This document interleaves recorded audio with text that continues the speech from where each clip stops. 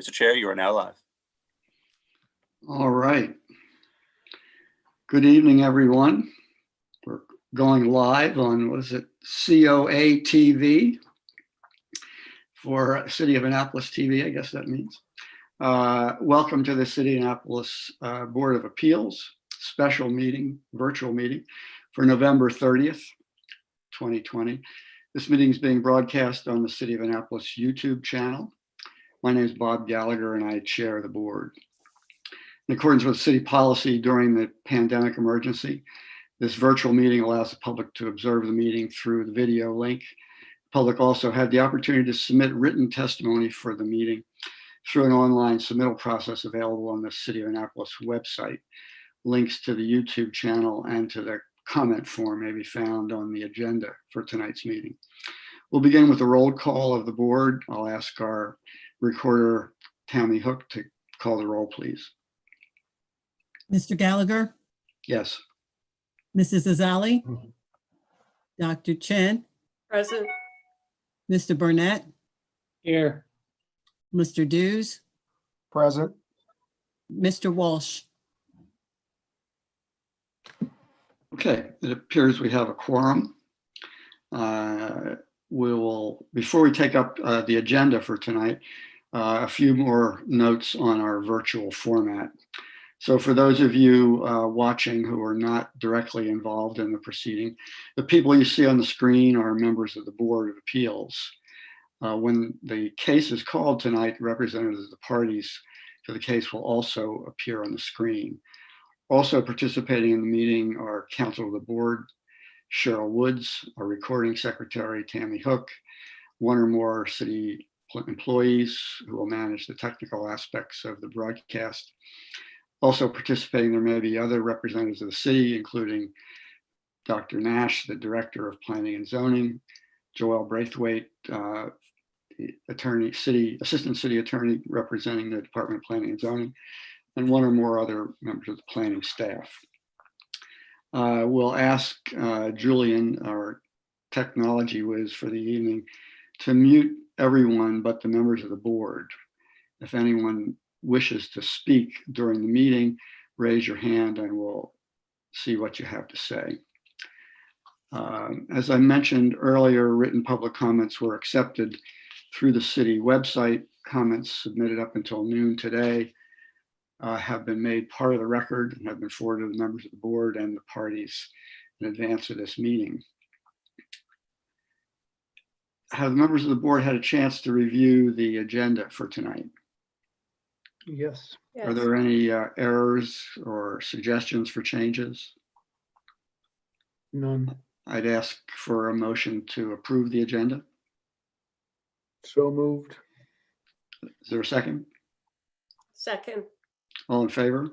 Aye. Aye. All right, the agenda's been approved. We don't have any minutes ready for approval tonight. I think we have October 21st and November 18th we'll get to in December. The only public hearing on the agenda tonight is the deliberation in Appeal 2020-002 related to the certification by the Director of Planning and Zoning of adequate public facilities for the project known as the Lofts at Eastport Landing. So Julian, if you would invite representatives of the parties into the meeting, we'll get started.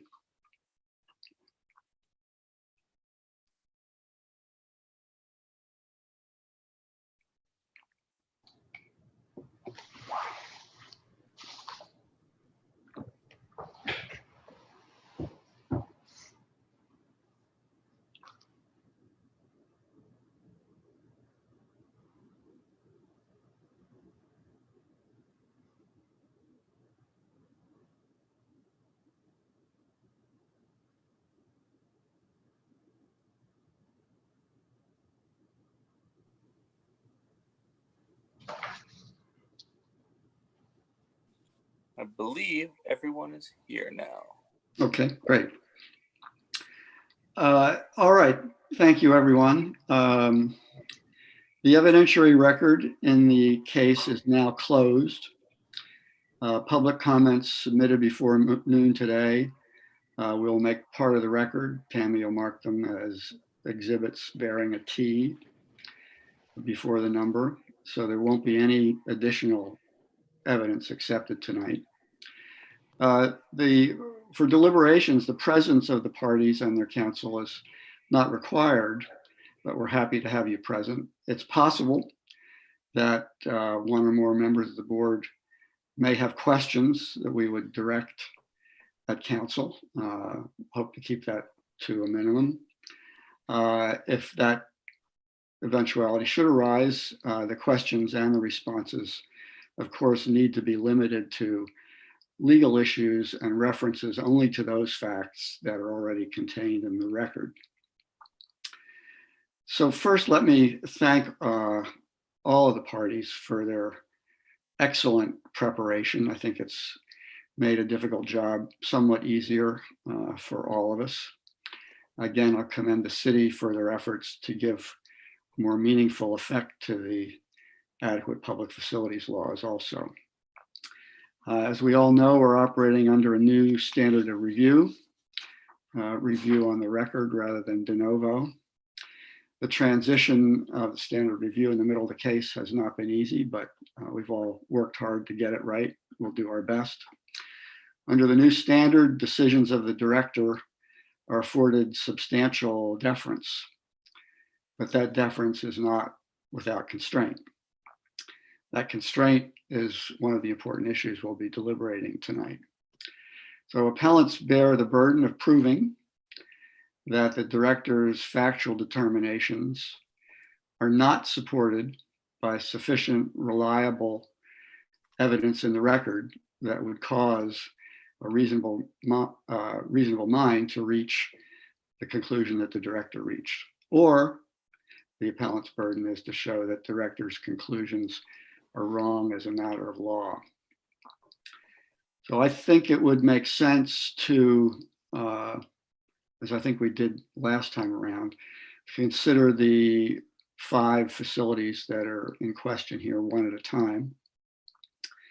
And I look to the members of the board here for guidance. Our usual process, I like to start with the most junior member of the board and work around the table and see where folks are. I think the last time when we did this, because of the level of complexity, I started off. So, but I'm open to any approach. Do any of the board members have a suggestion?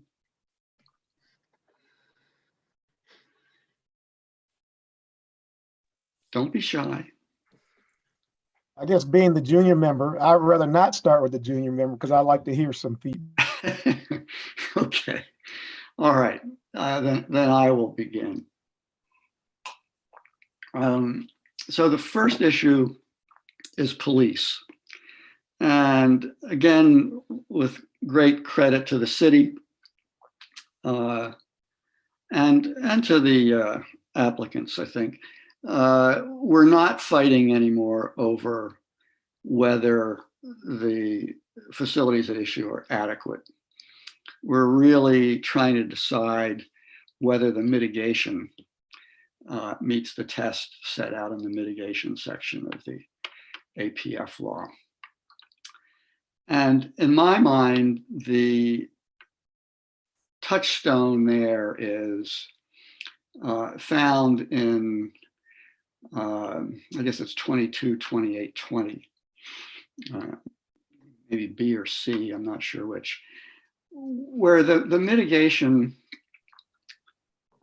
has to result in a situation where the facility is not worse after the development than before the development.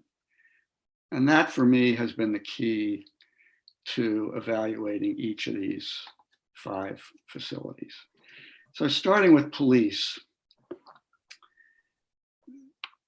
you could try to figure out in a more subjective way what the level of service is that's necessary to to meet that standard, but you'd have to look at commercial, and that's not what the director did in this case, as far as I can see. So I like the test that's already built in to the police section, which is the ratio test.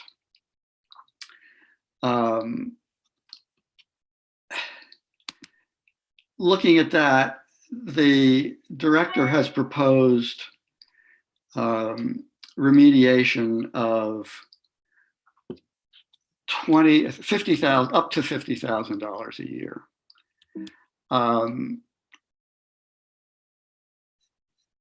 Based on an assessment of how many hours it would take to adequately serve the development. That doesn't make sense to me. The current ratio, I guess, is about 3.12. So that's one policeman for every 312 people. And we're going to add 234 people. So unless our new residents here are going to be entitled to a lesser level of protection than the current residents of the city already have,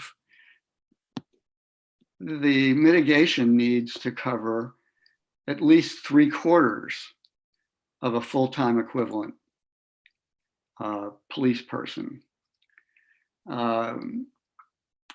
So, and I think in my mind that that's not really meaningful unless it's money that's absolutely committed, not as a floor, but as a fixed amount, to go to the police department and for the police chief to decide how and where to deploy those extra resources. And that it ought to be continued and adjusted for increased costs in an FTE and continued until the 3.2 test is met. That to me would be adequate to make sure that people weren't enjoying a worse standard than before the development. And I think that in terms of our standard of review under the record review on the record, I think it fails both tests, the mitigation that's been negotiated. And that's an approach that troubles me.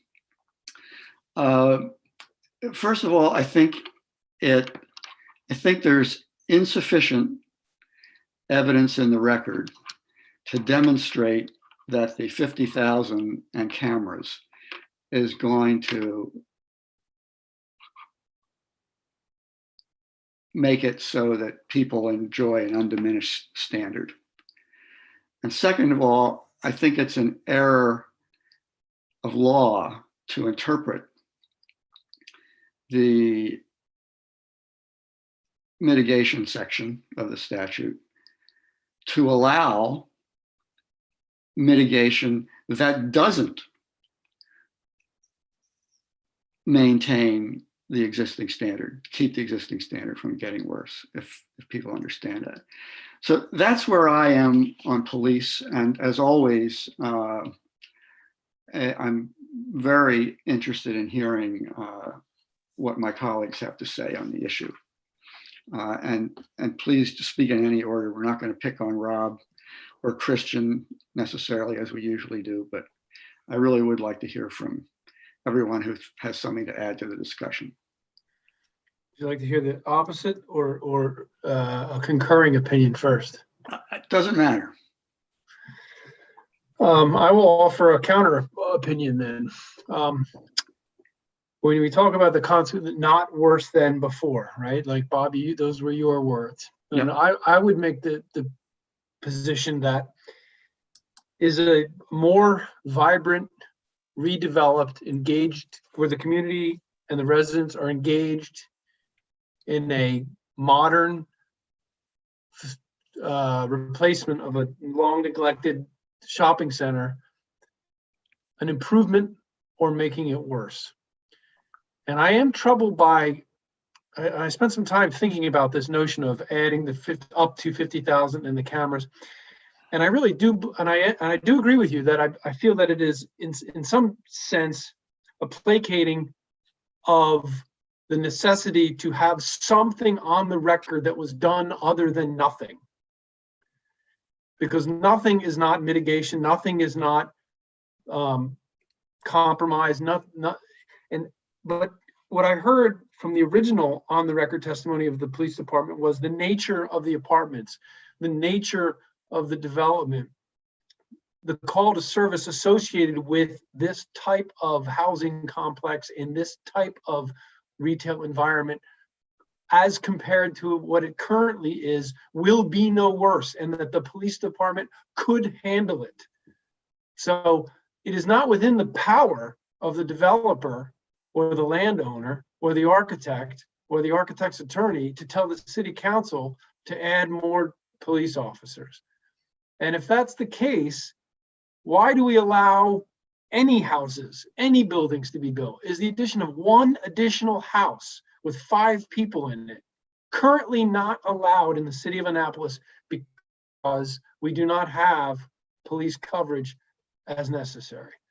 So I come back to the whole notion, whether it's 234 residents or 5 residents, 5 more residents, do we have a variably, infinitely adjustable police force that responds in real time to the current population of the city of Annapolis?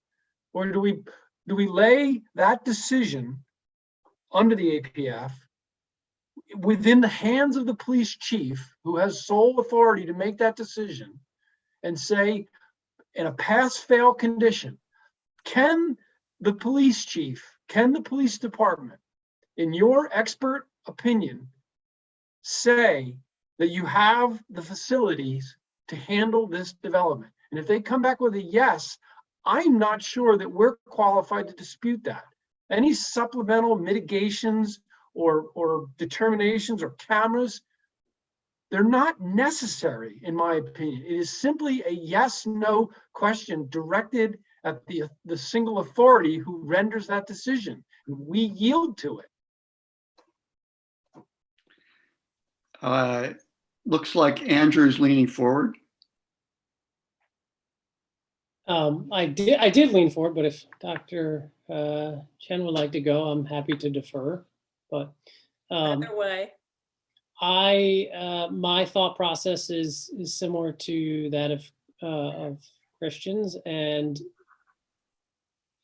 our position is not to necessarily substitute our judgment for that of the particular department head, but rather to see whether there is some reasonable justification for the decisions that they made. So in sticking with police, we've already moved on from the fact that they cannot meet the number of officers and I don't have the number in front of me currently, but I know counsel for the city, Mr. Braithwaite, was suggesting that we are already putting aside the budgeted number of officers. We can't meet the budgeted number of officers, but not only that, the city of Annapolis isn't even up to the budgeted number of officers.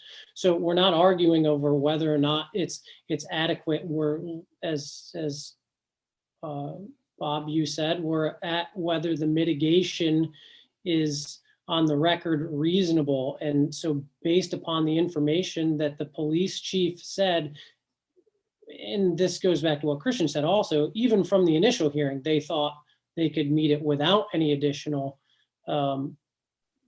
services, but they've then in good faith attempted to have some mitigation, which is the budgeted amount for additional, I'll call overtime. That's not the word that the city used, but additional time for officers to work sort of secondary employment to follow up on things that may need to be done there, in addition to the installation of the 4K cameras. So my concern with it, I still have the concern that Bob does in terms of the up to 50,000, but I think that's something that can be easily corrected as the project moves forward. That's to me is not gonna, end the discussion. I would prefer it were a more concrete number, because those were where some of my questions were directed to the city, which is the 4 to 6 hours recommended for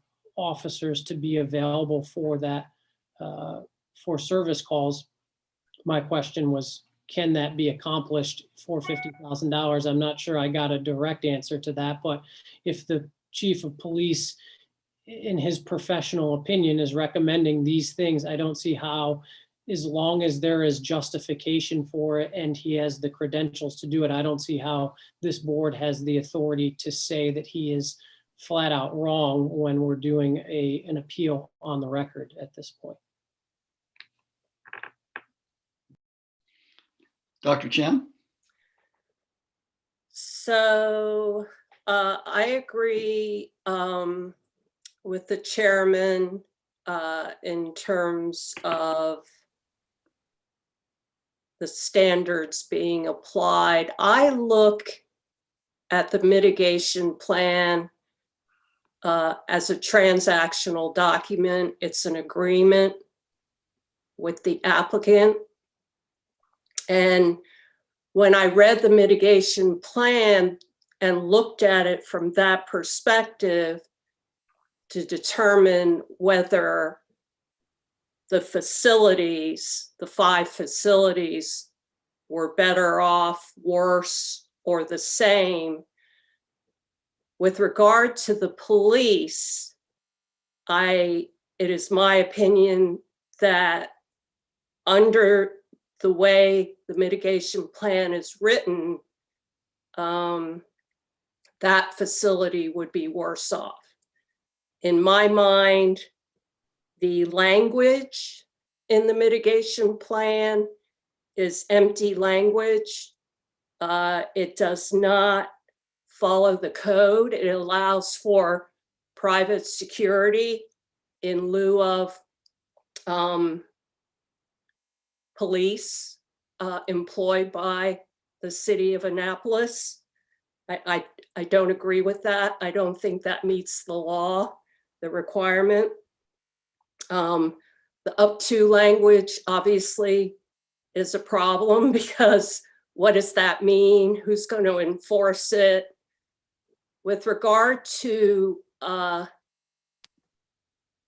following the guidance of the experts, I agree with Mr. Burnett that that does hold weight. But I do believe that there isn't sufficient evidence on the record to determine whether it's 4 to 6 hours. Is it an entire FTE?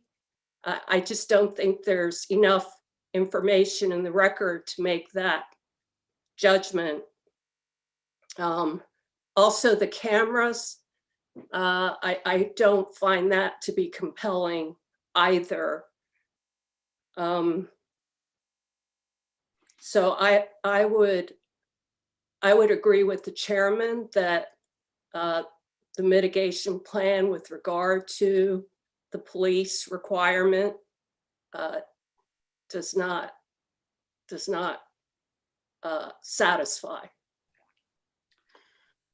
Rob? Bob, can I ask you to read for us, just so we can have it fresh in our heads, the chapter that discusses in the APF who determines how what the language specifically says about this question? Because we come back to the mitigation plan as being inadequate, but that's not really what we're testing here. What we're testing was whether was the decision that the expert reached done so that a reasonable person would found their methodology sound. You're talking about the not worse than language? Yes, please.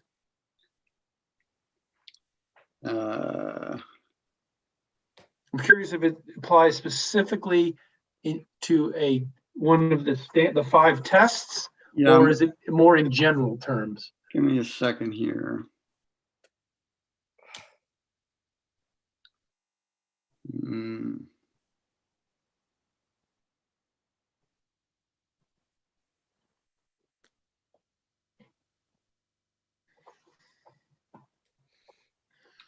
I had my finger on it very shortly before we started. Let me see if I can find it again. Here we go. Mitigation consists of the construction or funding of improvements to on-site or off-site public facilities by an applicant that increase capacity or safety on each such public facility that is below the minimum standard, so that, here we go, the capacity or safety of the facility after mitigation will be equal to or greater than if the proposed project had not been developed. And the record has to show enough evidence to support a conclusion that it is going to be equal to or better than. Now, Christian, I understand your point, and I'm very reluctant to be put in a position of second guessing the experts. But I don't think our experts, bless their hearts, took that standard to heart the way that I would, that it really means it can't be worse. So if it's already below, But what I'm hung up on what is worse. well, what is worse? 234 law-abiding citizens. How does that make it worse? We've already decided that we need 1 cop for 312 people. We're adding 234 and not adding an equal amount. Okay, Bob, if you go down this path, I will remind you of it. The next applicant that comes in here that wants to build a single-family house. Well, I mean, there are impact fees. I don't know how that fits in. Most people don't have to deal with an appeal from APF. Smaller projects, I don't think they'll have to go through APF. But you mentioned one person. I don't think they go through APF. But if we had a 20-person project that went through adequate public facilities and we were still below 3.2, I think they ought to pay something that will be proportional to what the resource. I think we had it on the apartment building in Murray Hill, the conversion. I think there was an APF requirement there that I could be wrong, but I know we've had it before, and I know we've approved them, and this has never been we've never hung up on this. I hear you. I am troubled because in my 10 years on the board, we are constantly forced to make decisions based on tax, budget, and city council decisions. Yeah, right. And it's not fair to this board to have to do that. This has been on the city's planning since 2014. It was much larger in 2014, much larger. The city council knew this was coming. They should have planned for it. They should have budgeted more police so we would not be in this position. They did not. They are to blame, not us. So can not I? a question of blame, Christian. It's a question of whether what has been proposed in terms of mitigation meets the standard in the statute, and the record has to demonstrate why that's the case. So can I ask? I'm sorry. Who was that? Andrew. Sorry, it was me. Go ahead. I interrupted. I thought you. There's a delay. I won't say any more on the subject. All right. Okay. Go ahead, Andrew. We still have Rob to hear from. Yeah, and I just had a question in terms of where Dr. Chen and you are on this, Bob. I mean, if it were 55,000 or 60,000 or 65,000, where's the cutoff? What's the threshold? Well, on this particular facility, the way I do the math, it's 92.5 thousand. Because that's the 3/4 of a full-time. Yes. Right. FTE. And that can change from year to year. But the other point I made, which I think is a very important one, is, and you know, we can sit here and try and glean out what the exact dollar amount is that in the mitigation plan, it does not require what is required under the law, which is that it be an employee of the city of Annapolis. It allows for private security. So the language in the plan fails. And I do believe we're here to look at the mitigation plan. It's the mitigation plan that directly impacts whether the facility is adequate or not. I think that's our job here. I think the other important thing to point out is that the reasonable standard that we're using, and someone correct me if I'm wrong, but I think we're in the evidentiary standard of more likely so than not so when we're using the reasonableness standard here, in that we're talking about 50.1% in favor one direction or the other to 49.9. No, I think the city gets more deference than that, but I just don't see it in the record. And Nadine, on your point, I'm not too concerned if we were to say that the money needs to go to the police department and they'll figure out how to deploy that resource. If the police department can hire another policeman, that's great. If the police department says they want to subcontract to a private security firm, I don't have a problem with that. I do have a problem with leaving it up to the developer to figure it out. So Yeah, we haven't heard from Rob. Can we hear from Rob? You thought you were going to keep your head down? No, actually, the discussion was good. I was glad to hear some of the extra comments. I tend to default to what does a reasonable person think? And how would a reasonable person assess the situation? Although I'm kind of a metrics-based, data-driven guy, but I still have to look back and stand back and say, okay, what would a reasonable person think? And without a doubt, the up to something has to be done with that up to number. It needs to either be the number or not. And in this case, it should be the number, and that should be very definitive in my opinion. But I think from a reasonable person's standpoint, I do try to give the benefit of the doubt to the experts. Right. And therefore, in this case, it would be the police chief, and having a good assessment of what needs to occur for a mitigation for this. And I've kind of lived in a world of mitigation for 5 years, being in safety. So, and to what extent do you mitigate something? Is it for prevention? Is it for reduction, or is it for, to keep the standard the same? So all that being said, in this case, I do think that a reasonable person would say it satisfies, with the exception of the up to, because I think that once again, I think that needs to be very definitive, and essentially giving the police, I think there needs to be police, and they need to have that funding, and that there be no doubt in that with regard to that. As far as the ratio, that there's a ratio established, and so I think if you say it's just an up or a down, it's a binary decision. I mean, it's very easy to say, well, it's either 3.2 or not, and if that's the metric, then of course the answer would be it doesn't meet it. But I think from the reasonable standpoint, unless that's going to apply in every case, I think as was mentioned earlier, and that whatever metric number is going to be the standard, and either just going to be an up or down, whether it meets that metric number, then I think more has to be considered aside from just that number. So, okay. Christian, let me come back to you for a minute. You said early in your remarks that you'd leave it up to the chief of police. If he says he can do it, he can do it.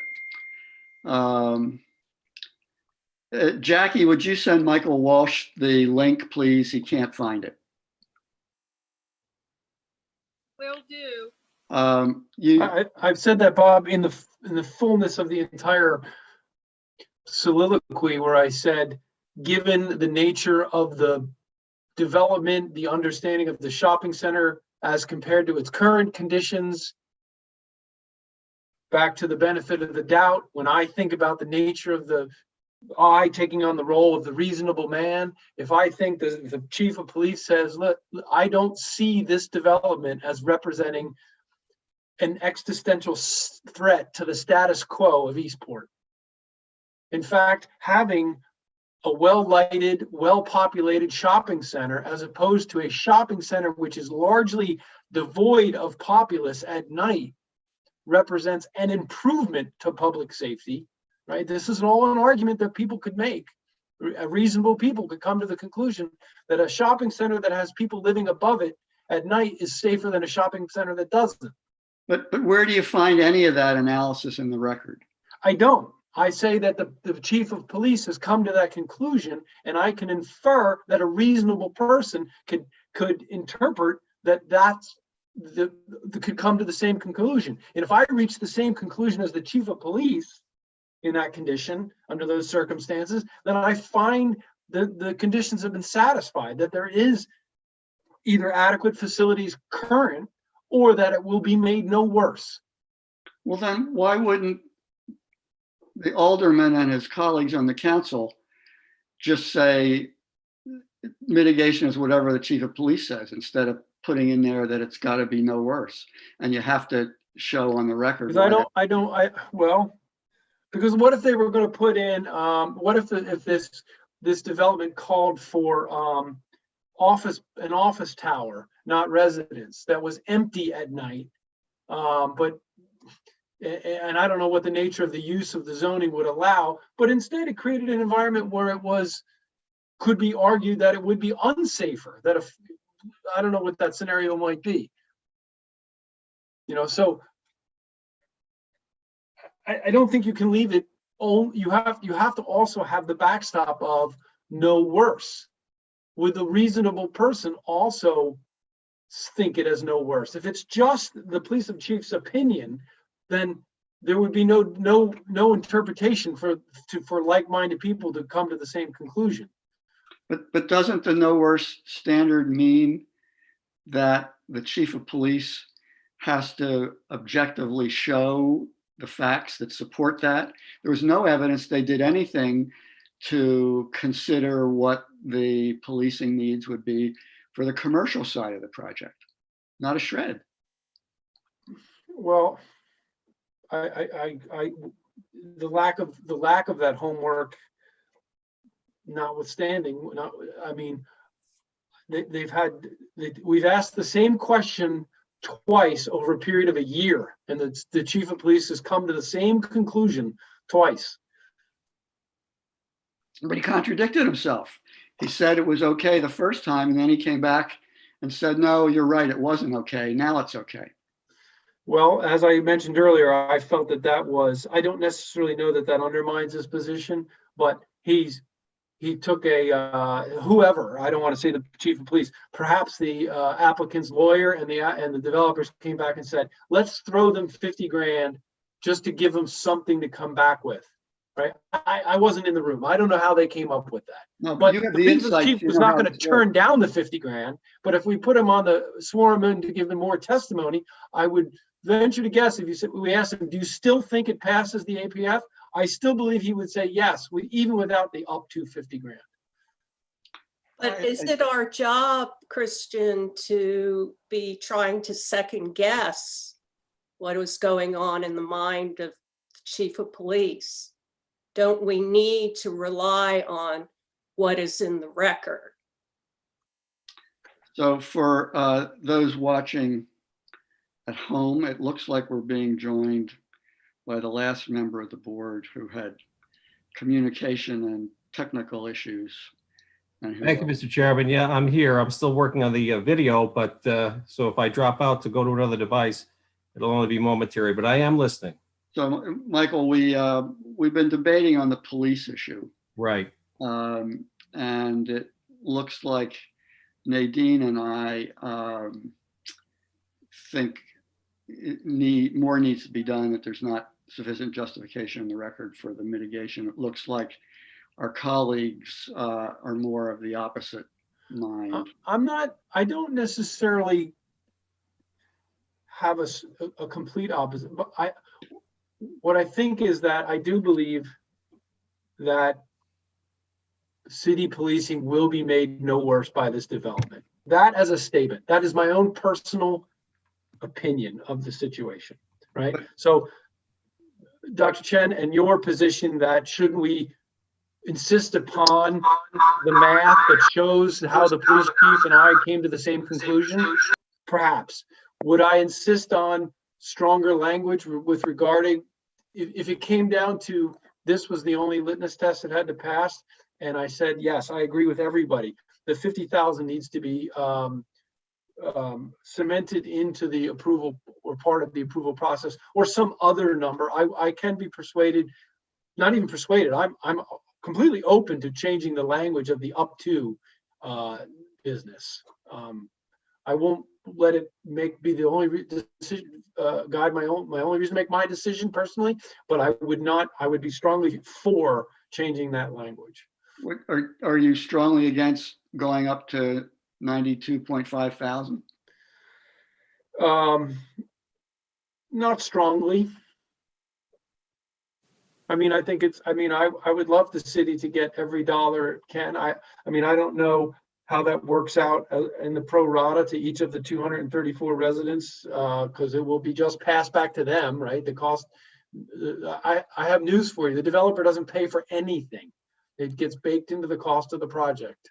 So it's it's another $12 a month times 200. I don't know, they can figure that out. I don't understand that statement. The whole point is to get the applicant to be on the hook, not the city of Annapolis and the taxpayers. No, I Pay agree. for The this city and the FT. taxpayers will not pay, but the residents will. Well, that's not for us to decide, I don't think. Okay. really- I've been in commercial real estate my entire adult life. Developers don't pay for anything ever. I love your perspective, Christian. You're a huge asset to the board. Michael, do you feel like you have anything to add? I think if I've caught the drift of where you and Nadine are, and where Chris is too. I guess I was troubled by the remediation agreement. I think it's a little loose, and I think if you guys have already hit on that. To me, it's loose as to the dollar amount is. I'm not terribly impressed by the dollar amount. How that how that's going to be administered. How a position. I'd rather it be closer to what a full-time position would be, because the way I see it is this. The way the statute reads now, the way the ordinance reads now, clearly, not just for this project, but in projects going forward, the city is not living up to that ratio. So if remediation is called for in other projects, is this going to be a precedent for other projects? And I have concerns if that's the case, because the language is a little loose. Up to is not loose. There should be something at minimum. I'd like to see it be more relative to a full-time police position, so the department could deploy properly the manpower and as it should, with an addition of these residential units and a mixed facility like this, both commercial and residential. So I guess, I'm not keen about the remediation as it's proposed. I think the language is a little loose, but if you're looking for something that's closer to what's being proposed or what has been proposed by the planning department, I'd be very open to it. Okay. So I guess I would suggest that we move on to the other topics and then see where we are and then come back and look at the bigger picture. Is that okay with everybody? Sure. All right, the next facility is recreation. And my view for each of them is very similar. So you won't be surprised to hear this. So again, thank you to the city. Inadequacy is conceded. And so we're talking about mitigation. And the standard is not worse than if the development didn't occur. So the measures that can be taken in mitigation for recreation include, but not limited to, providing funds, providing in kind, and in the case of recreation, a fee in lieu. But the fee in lieu does not abrogate the not worse than standard, in my view. You can have a fee in lieu, but you still have to meet the not less than standard. So the uncovered space obligation here is 40,000 square feet, 41,800. $21,000, there's nothing in the record that suggests that $21,000 can provide any significant part of the shortfall. And the shortfall, the 41,000 square feet, I suggest, is a measure of not worse. People are entitled to 250 square feet for each unit. And if you're not going to provide that, then they're worse off. They're worse off, and the other residents of the area are worse off because whatever space they have currently is diluted by 234 more people. So I believe that no reasonable person could conclude based on this record that $21,000 will get anywhere close to meeting the not worse than standard. So I think it's erroneous as a matter of fact to conclude that that standard has been met. And I think to interpret the law in a way that allows for certification without meeting that standard is an error of law. And here, there's nothing that says this project has to have 98 units. Christian, you know how creative developers are in trying to make the most efficient use of the space they've got to deal with. Well, one of the uses they could make of this space, if there was enough legal pressure on them as a result of the APF standard, is to use some of the development space for recreation space.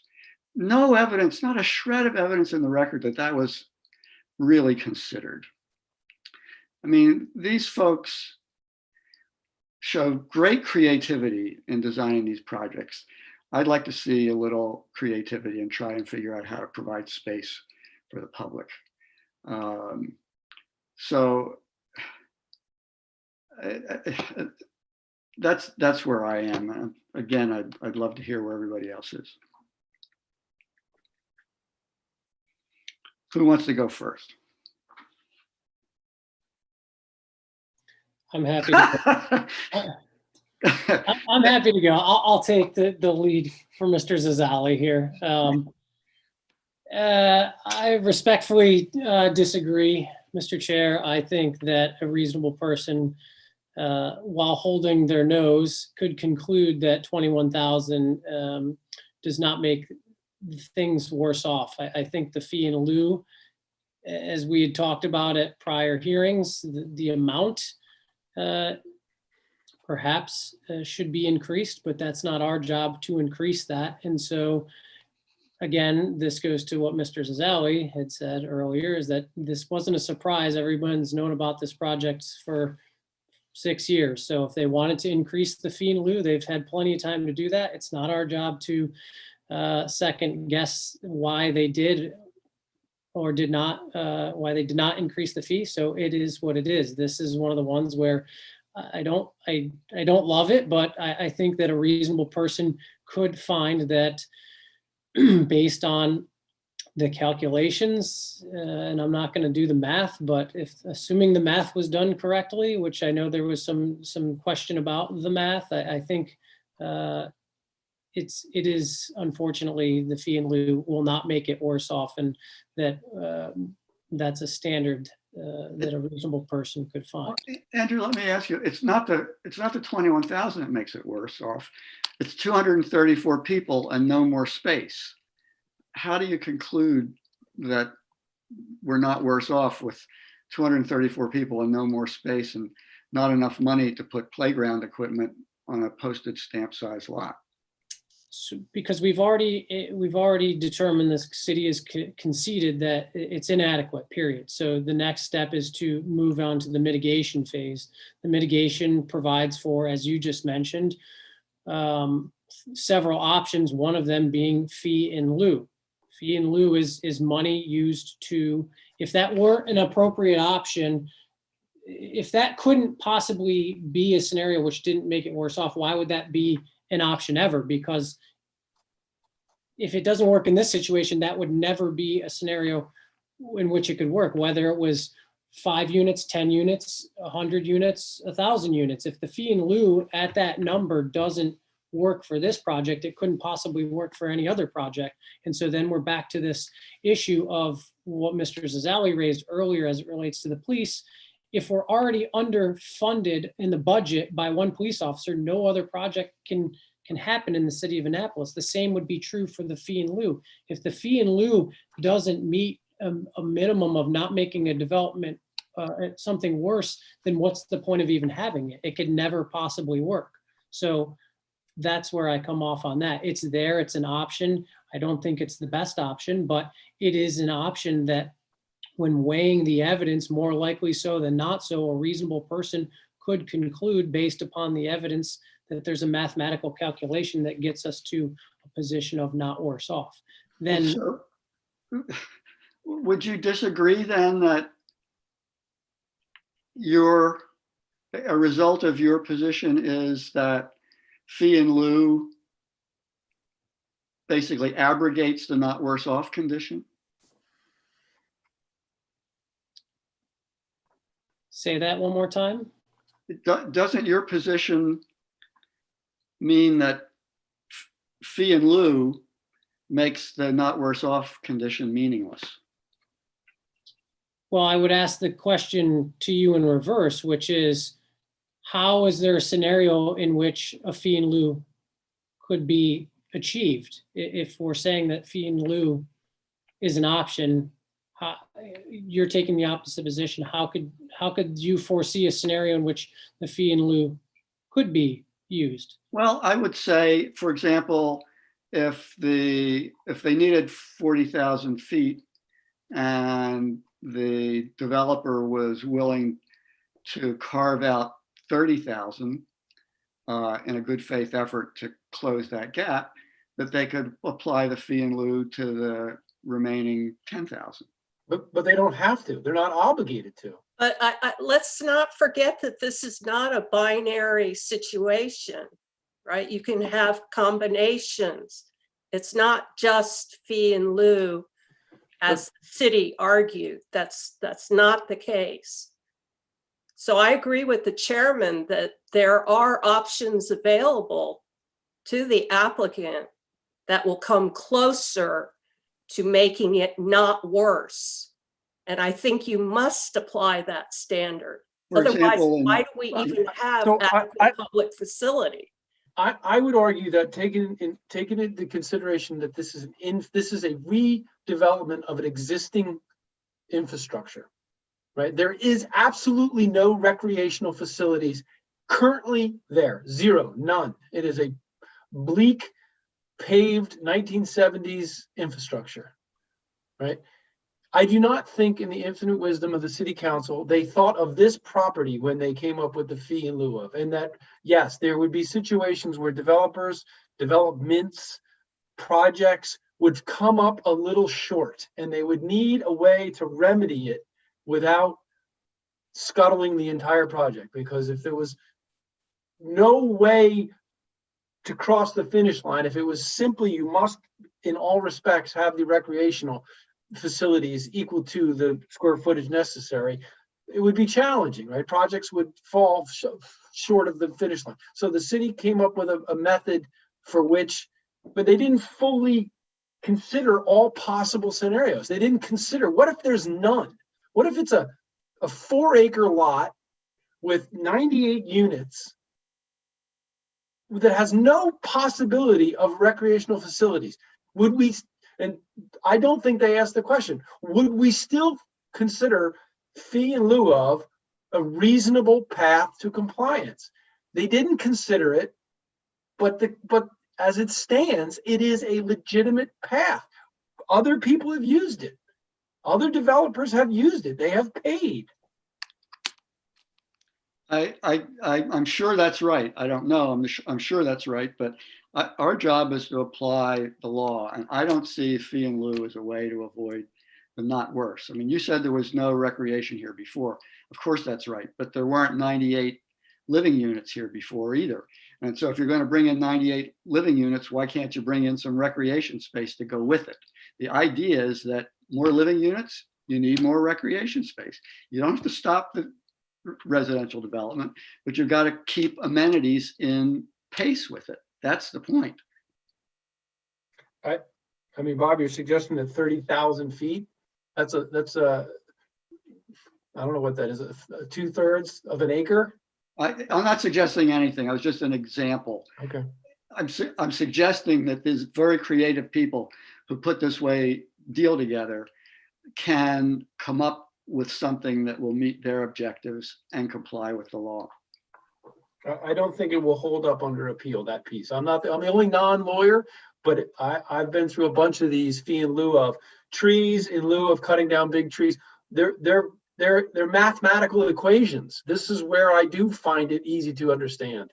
But on critical area fee in lieu, you'll remember you're required to plant every square inch of the property before you go to fee in lieu. And that's what I'm looking at as a similar requirement here. But this requirement doesn't exist. It doesn't say you must try and give us recreation. It just says you can get out of it. No, it says you can't make it worse. Colin, we haven't heard from Rob. We haven't heard from Michael. Michael, you're muted. Sorry about that. Thank you. Again, I'm not crazy about the way the ordinance is written. And if you go back to the record of when we first considered this matter and sent it back on remand, I was very unhappy with the number that came up with fee in lieu, as well as the fact that it appeared that the radius wasn't properly taking into account what recreational space or lack thereof was in the original APF. I don't like it. I still don't. I think the payment in lieu of is I wouldn't say inadequate because that's not the right term, but it's in my mind it's not equal to what it should be. However, I tend to agree with Chris that the way I look at it is the payment in lieu, the way I read it, does seem to offer an alternative to the requirements of that section. So it would be the planning department's remediation proposal, the way I read it initially. While I don't like what it does with the final total dollar number, it appears that it follows what they've done with payment in lieu of before. Okay, Rob?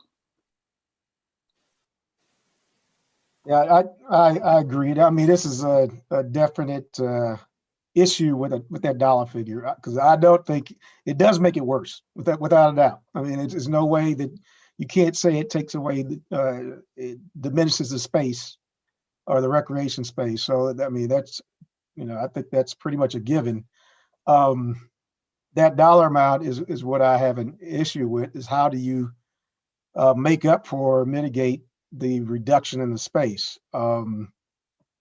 And I don't know what latitude we have to talk about that dollar amount. Apparently, I'm hearing everybody say we don't.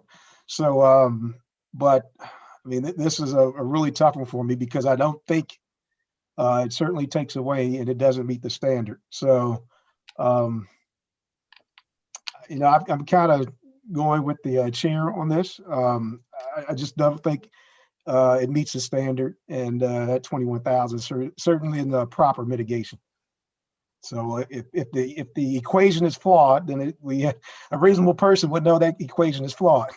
I just don't think it meets the standard. I have a question Sure. sparked by a comment by Mr. Walsh. When we sent it on remand, didn't we send it back with instructions to properly calculate what was included and not included? Yeah, they did.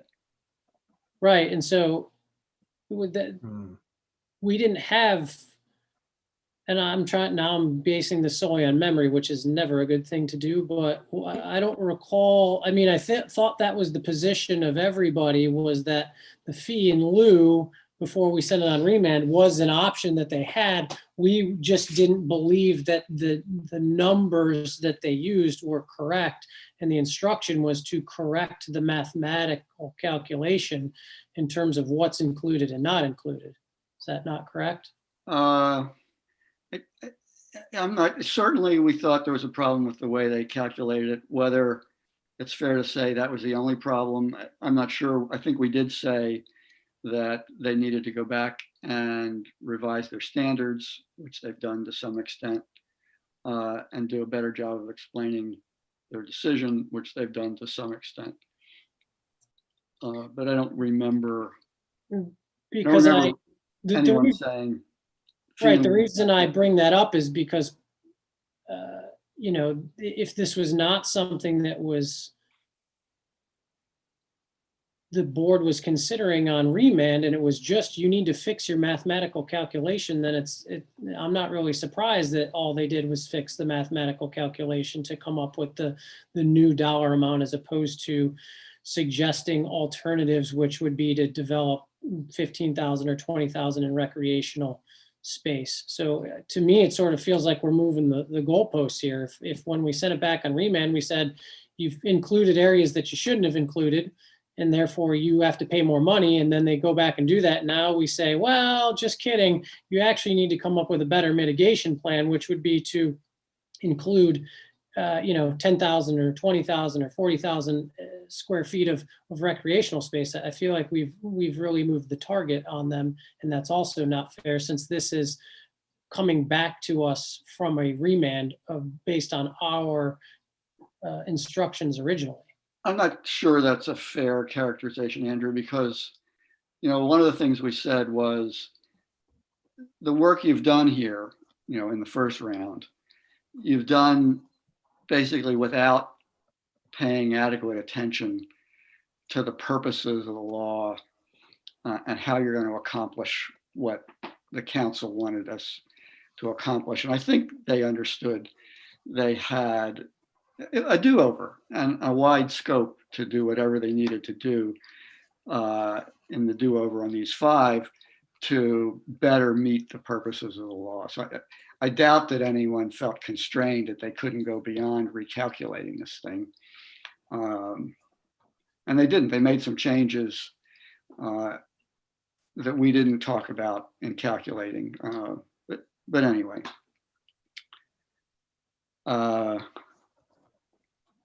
Is there anyone else who has anything else they want to add on this, or should we move on to traffic for a little bit? Traffic? Okay, again, we start at the same place. We have an inadequate facility. And the record makes clear that those inadequacies include 3 intersections. The signal intersection at Madison, as well as the unsignaled intersections at Monroe and Americana. And I think there's an acknowledgement in there that there's a problem at the crosswalk at Chesapeake and Bay Ridge. So as I read the proposed mitigation, it's really the only one of those problems that's addressed now in a significant way is the signalized intersection where they're going to get it optimized.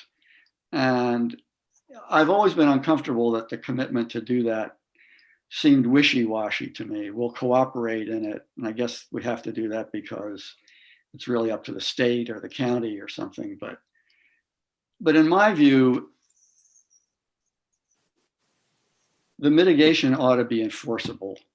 And there ought to be something in the mitigation agreement that says this project isn't going to go ahead unless that gets done. So put aside the Monroe or Madison. Americana is where it was proposed to address the left turn situation by a separate lane, and then they changed their minds because it's not wide enough. Yep. Well, why not make it wider? Doesn't the developer own the property that you would want to impact to make it wider?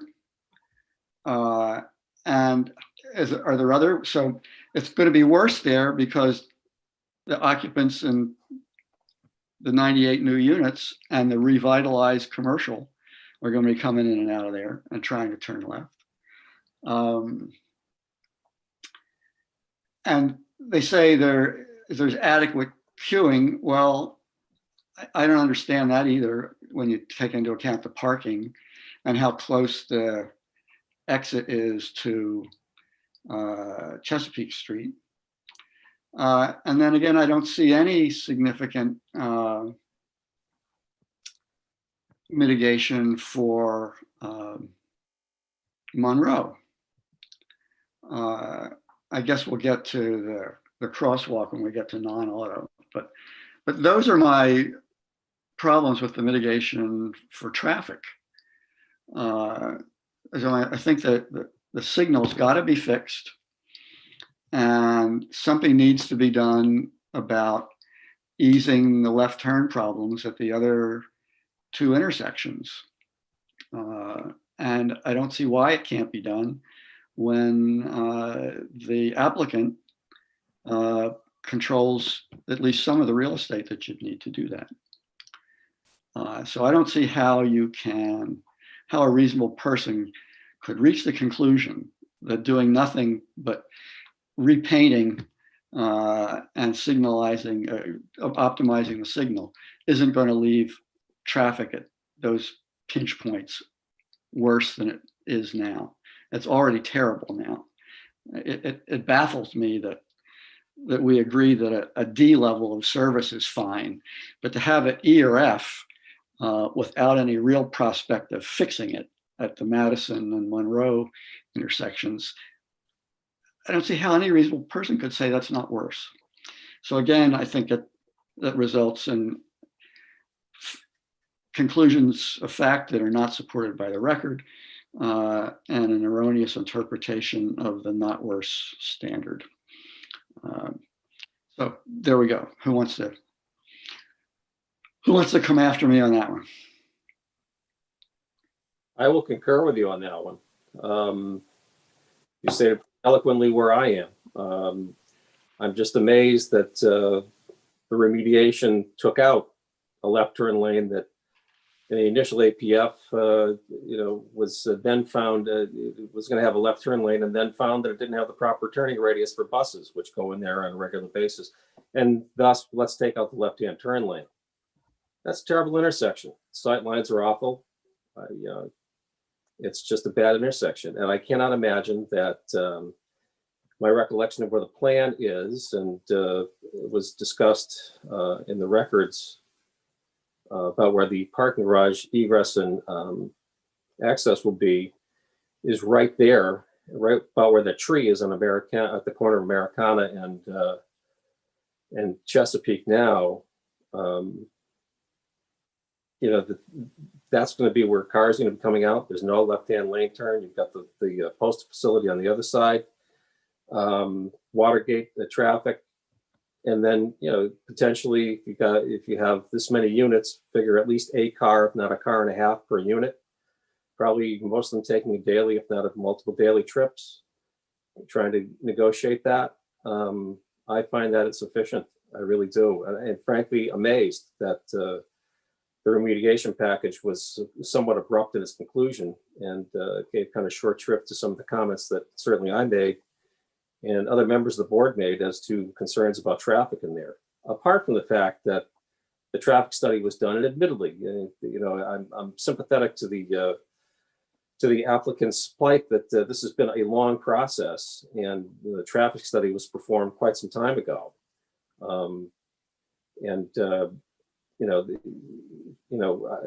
Should there have been at least a kind of re-looking at the data? From what I saw, you know, what I read now from the Department of Transportation, they didn't really, you know, they say, yeah, we've looked at it, everything's fine.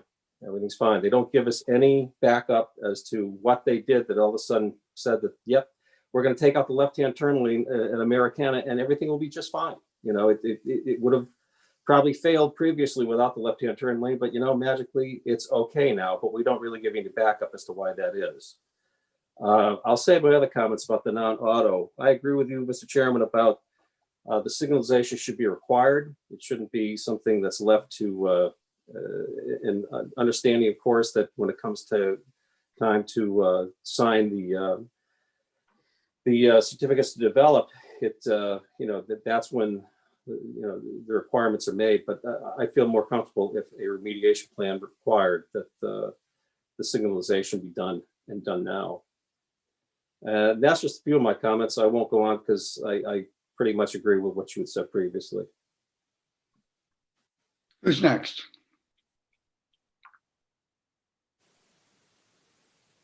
What? What do I infer from the silence? I concur with both the chairman and Mr. Walsh. I'll weigh in here a little bit. I do agree. I don't know if anybody was on the board here during the Quiet Waters Preserve development plan. And that one failed for this traffic, inadequacy of public facility with regard to traffic mitigation and facility in that regard. I don't love any of this. I don't love the fact that the non-pedestrian or non-traffic related mitigation wasn't very thoughtfully considered. I thought we could not have been more clear when we sent this back to the city with a nod to the developer that they should spend extra time now that they get this second bite at the apple, looking at their traffic mitigation, non-traffic related considerations with regard to sidewalk width, et cetera, and so on and so forth. I will offer this as thoughtful background to the project. And we've already mentioned this several times, but this was considered in 2014 as a 400 unit apartment. I don't know if this board remembers that. 400 units. I believe in the thoughtful oak-lined corridors of Annapolis Planning Department, reducing it from 400 to, and I'm going to say 98, but I don't remember if it actually is 98. Somewhere they believed that the infrastructure could support 98, right? Like there was this magic number that the city said, look, you're going to be required to move heaven and earth if you think you're going to build a 400 unit apartment.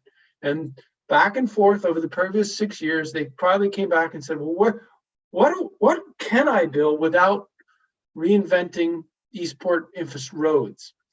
And they looked at the total population of Eastport, and they looked at the localized population of Watergate Point, and they looked at the traffic flow, and they did the traffic study, and they came up with, yes, 98 makes it no worse.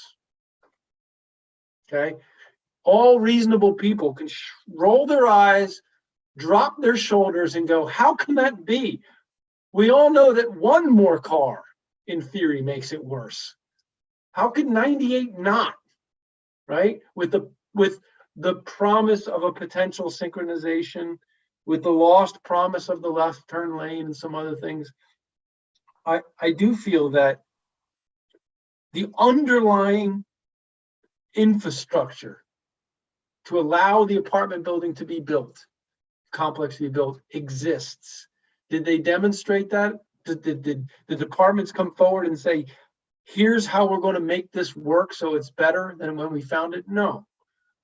I don't know when that happens in this development project, if they get their right to start their permitting process, but they didn't fully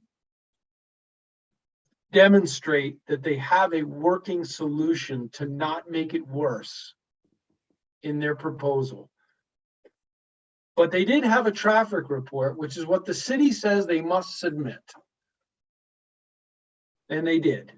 And when we said that that's pretty old, they came back and said, you know what?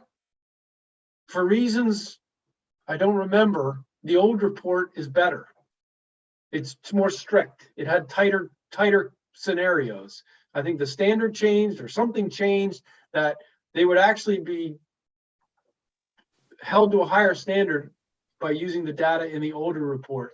And we all took that as face value and said, okay, we'll take your word for it that that's the way it's going to be.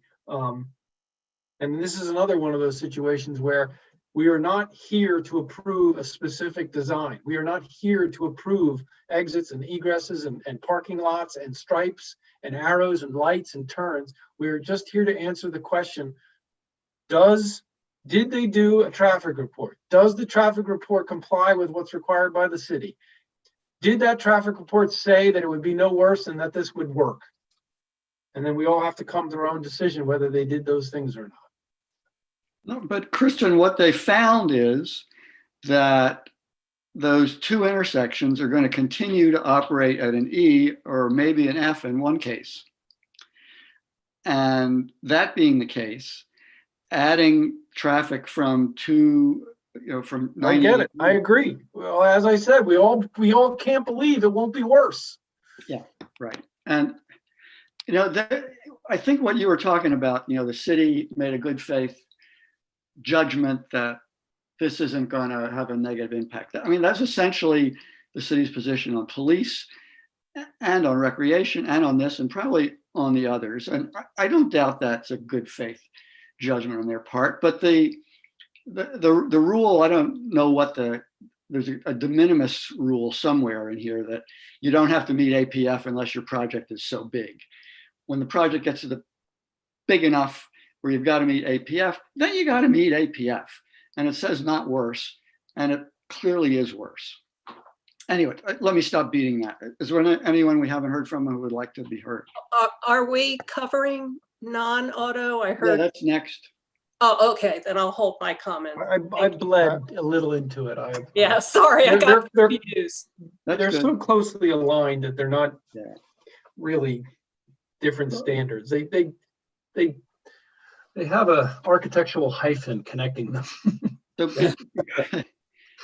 because they're dealt with separately in the statute, I think we need to deal with them separately. And Bob, I didn't really have anything to add on that because I am in total agreement. So I would just be putting a different spin on the same Great. points that were made. So I won't add to anything on that one. Thank you, Rob. So on non-auto, I mean, there's so many, we call them opportunities that they had to make things better. And I think Christian's already suggested that they didn't work as hard on that as we might have expected them to.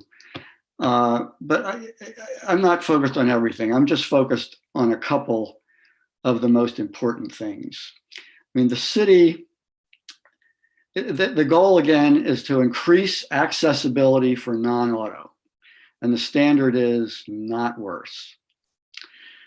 So the city has an emphasis already on improving bike transportation. And the mitigation on bike transportation is to, I guess, redo marks that are already there that are basically share the road marks rather than creating a bike lane. And if they're asked why no bike lane, they might say it's not wide enough. Then there's also the 5-foot walkway. When all of the standards seem to be moving in the direction of wider, and we're going to have 230 some more people plus a revitalized commercial section. We hope driving more people to non-auto, using either the bicycle along there or walking on the sidewalk. And we're essentially not doing anything to improve what it is now. And again, it just seems obvious to me that it's going to be worse. And again, the area along the sidewalk is either owned by the city, owned by the developer, or part of the 4-foot widening strip where the city's concluded, and I don't see any reason to dispute them, that the developer has the right to use it. So I don't see how we cannot have a bike lane and or at least a widened sidewalk. If there's no bike lane, you're going to have people on the sidewalk, in which case it ought to be wider. So I'm back to the same thing. There ought to be a bike lane and or a widened sidewalk. And I'm also, as I mentioned before, very troubled by the crosswalk at Chesapeake and Bay Ridge. One of the points in the analysis of the city said no electronic sign. Well, I mean, if you're not going to put a stop sign, I don't know why you wouldn't want to have an electronic sign like we have in front of the new library or in front of Pip Moyer to give motorists who are coming to that bend a heads up that there's somebody who wants to cross the street there where they can't see very well. So that would something else that seems to me it would be an essential part of any mitigation. I don't see how any reasonable person could conclude that the not worse standard is satisfied without those things. So let's hear from you guys.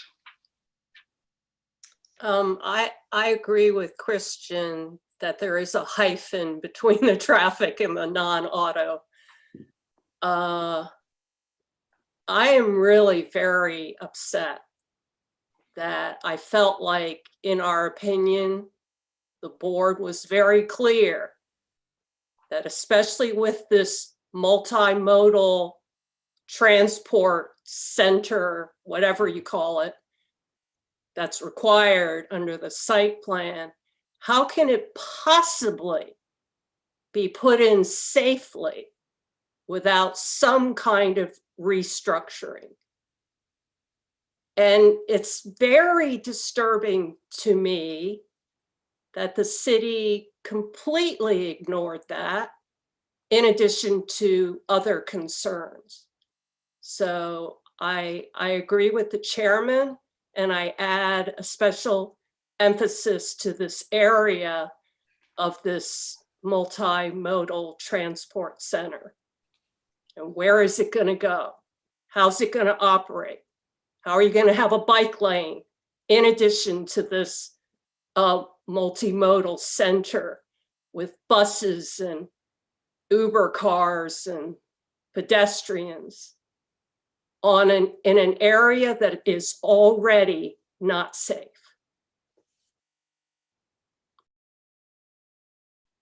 Another volunteer. I'll be brief, Bob. I agree with the remarks stated previously in this section. Also, I believe in this section, the remediation plan called for a potential study of putting stop signs on Chesapeake and Bay Ridge at that intersection. Right. Underline the word potential because there's no guarantee it would be done and that the proper signage would be put in place. I just think there had to be something more than that. Yeah, I think the point there, Michael, is that jurisdictions don't put in stop signs unless some standards from some national manual are met, and they're going to do the study to see if that's the case, and if it's not, they're not going to put one. But I don't think anything, we haven't heard anything about reasons why they couldn't put up at least pedestrian electronic signals. I agree with that, Bob. And I guess the question for me was why wouldn't, to me, the question of whether there should have been stop signs there should have been, should have come before. Yeah, good point. Came even before us. It wasn't even a part of the first APF Yeah, I agree with you. on the second one. So, I mean, it just has me scratching my head. Andrew, Rob, I kind of agree as well. It appears that due diligence wasn't done on this. It does make it worse, and the mitigations certainly don't make it in its current state or better. So, I mean, I think it seems pretty clear cut on this one to me. Andrew, are you biting your tongue? No, I was looking for my notes, and I can't seem to pull them up, but I thought, because I didn't respond on the traffic Yep. issue. So I was looking for my notes, and so someone can correct me if I'm wrong, and I couldn't find it in the materials. I thought there was comment by Mr. Braithwaite on the signal study. By doing the signal optimization, it changed it from an E to D. Yeah, that's right. So I share your concerns on whether that's the language is requiring the signal optimization to be done, but if it's changing it from an E to a D, how is that not improving it? I have issues. I totally, so let me back up. I totally agree with all the comments on some of the, the left-hand turn lane. Oh, turns out we can't do that because we don't have the turn radius. Like the whole thing seems half-baked to me. But at the end of the day, I'm in sort of what I think where Mr. Zazzali is, which is they have to check off the boxes to do it. They did it. It indicates that it will not make it worse. And in fact, the signal optimization will make it better. It will go from an E to a D. So where they're striping things, where they're putting turn lanes, I still do have concerns on the left-hand turn out of Americana,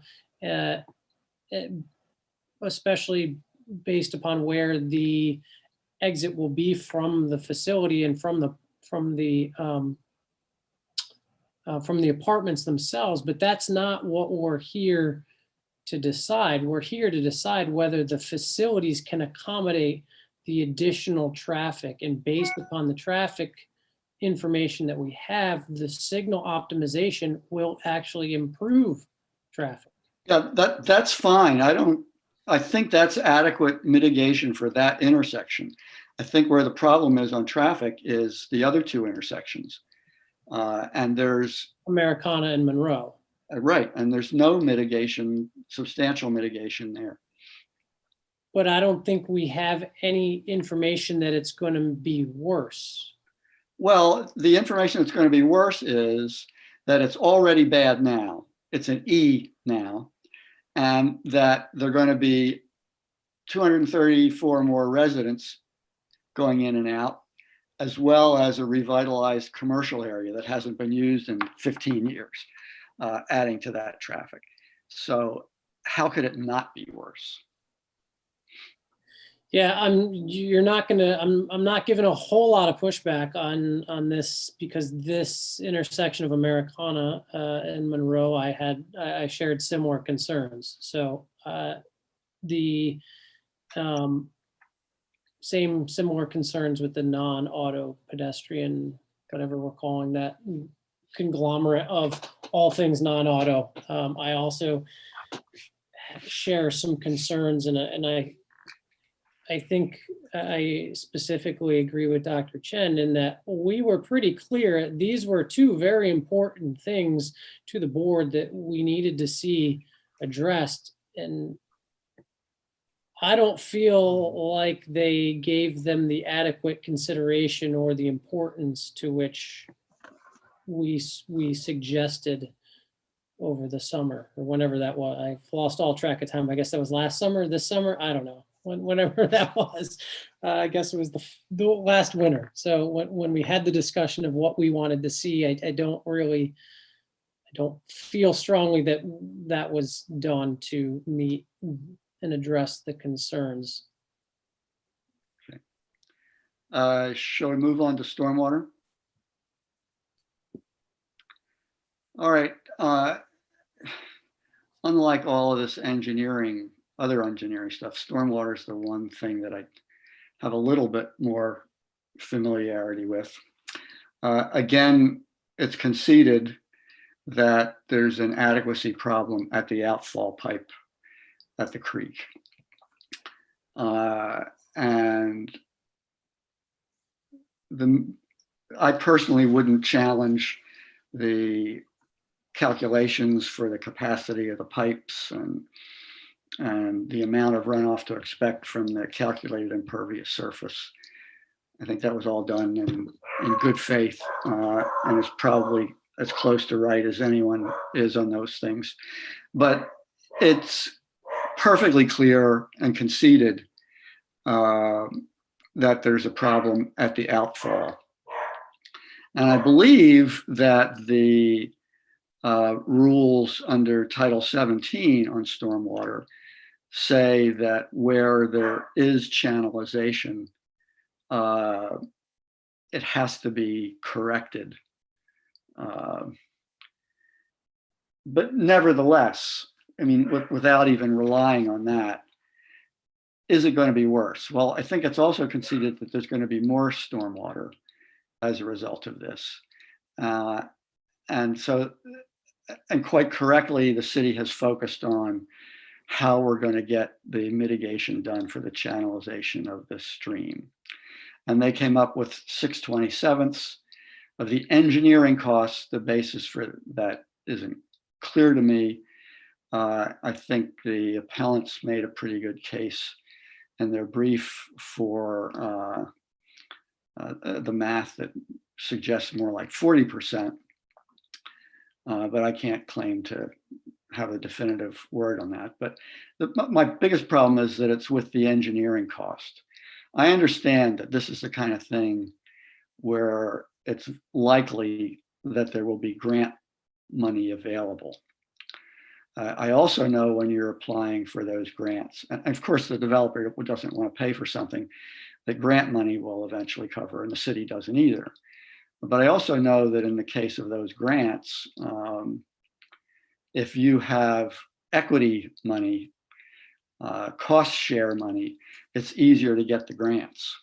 So I think any mitigation for stormwater that doesn't include an obligation for the developer to contribute, first, fair share, justify the 6/27, and if not, go with the more stringent rule that doesn't require a fair share contribution to the cost of getting the project done. I know that's expensive, and it would be my preference not to dictate how that should be done, but for the city to go back and come up with a mechanism, whether it's a bond that the developer will come up with 40% of the actual construction cost if grants are not available, something like that, I think would probably be okay. But again, it's for the reasons that there's nothing in the record that shows that this meets the not worse than test. So it's an error of fact on the part of the city, and to interpret the law in a way that allows the project to go forward with an APF certificate where you don't meet the not worse than test is an error of law. So back to you guys again. So I would comment similar to what comments we heard with regard to the police section. The language in the mitigation plan is not concrete enough, certainly. I mean, with regards to the grant, during our hearing, I asked Mr. Braithwaite who in the city would be responsible for filing for such grant, applying, and so on. And he did not know, and there is nothing in the record to inform us of that. So I have deep concerns about that portion of the mitigation plan with regard to stormwater.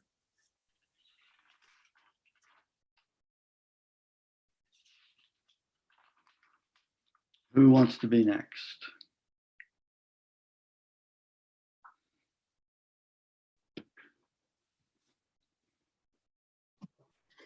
Gosh, you guys running out of gas? Well, I feel the developer has an obligation to, as a steward of the land, and along with the owner principally first through the developer's actions. And they must improve the stormwater situation. They can't make it worse. It must be made better. Unfortunately, these things are not, they must be done in giant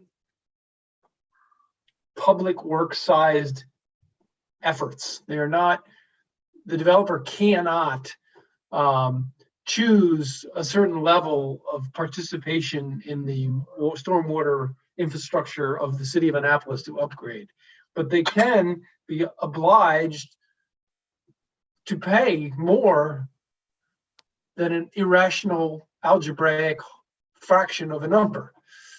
And by irrational, I mean that in the mathematical sense, not the standard of proof sense. It's just the way, it's just the cost of, it's the cost benefit, right? If you want the benefit of being allowed to develop inside the city, so close to Back Creek, then you must consider the burden of making that improvement to that stormwater. This to me is a non-negotiable, that you want to be a developer, you can go develop in other counties where the stormwater regulation isn't so strict. You can go to the Midwest where it doesn't matter. You can go to the West where, ironically, they have the opposite stormwater rules. You are prohibited by law from impounding water on your property. You must let it flow off, absolutely unmolested. Can't stop it, against the law to stop it. So that's the price of doing business in the city, within the city boundaries, and I feel pretty strongly on that one. Bob, I concur with the comments made before, certainly with you and Nadine, and how you feel about this. Again, it's a section of the code that could really be tightened up quite a bit. But I also find that the remediation is just insufficient.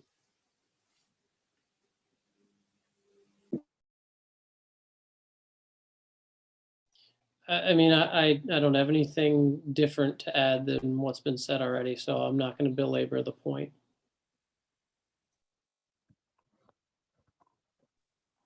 Bob, you're on mute.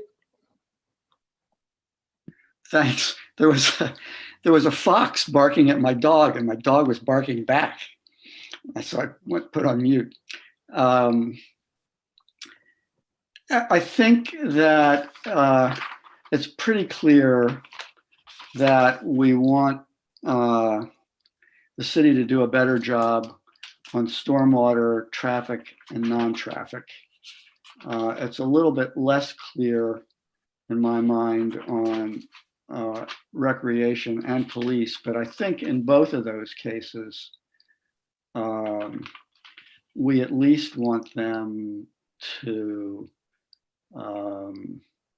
nail down the mitigation in a little better way. Anything I've said so far that anyone disagrees with? Okay. So let me jump ahead for a minute. If we were all in agreement on everything, what would be our next move? It seems to me there are three options. We can have a very short order that vacates the certificate of adequacy and tells why. I don't like that option very much. People have put a lot of work into this. That would require the developer, I think, to wait 6 months to refile. Another possibility would be to get into specifics of us deciding what appropriate mitigation is on these things and telling the city, you can do this and get the developer to agree to it, or you're out of luck. That really doesn't appeal to me because, as several of you have pointed out, we're not the experts. Process is designed to give a lot of weight to what the experts think. We just think that they haven't got the right goggles on and looking at this in some respects. So the third possibility is essentially what we did before, is to send it back to the city again. We could say, nope, you didn't get it right, try it again. A judge did that to me once and I hated it. He wouldn't tell me what I did wrong. So the preferred way from my point of view would be to send it back, giving the city the best guidance we can give them on where we think they need to do better. That'll be a complicated thing to do. It was complicated last time and we managed to work our way through it. I think we ought to pat ourselves on the back for that. So that would be my favorite option. So what do you guys think about that?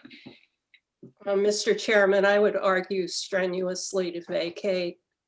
I feel that we gave, with our remand, in good faith, we gave an opportunity to have the adequate public facility worked out.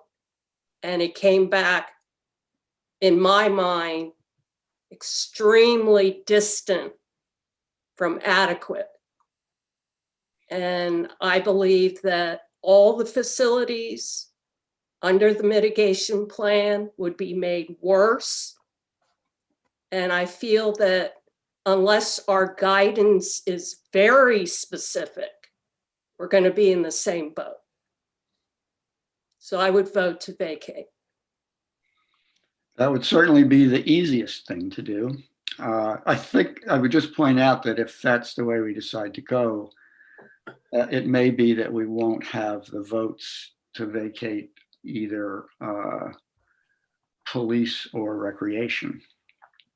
But just a thought. Now, who else wants to offer their thoughts? So, Bob, my own retelling or revisiting of this, when we sent it back the first time, I am not going to deny that we felt that some of the standards for the police, fire, rec, non-traffic, traffic, or stormwater, they were coming up short, right? We said, look, you got to go back and take another look at this thing.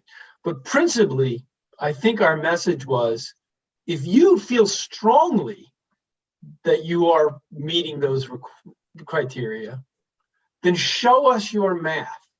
Right? Yep. That was our message. Yep.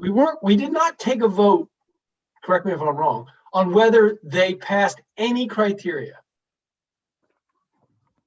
Well, we did. We said that they failed to demonstrate adequacy on those 5 facilities.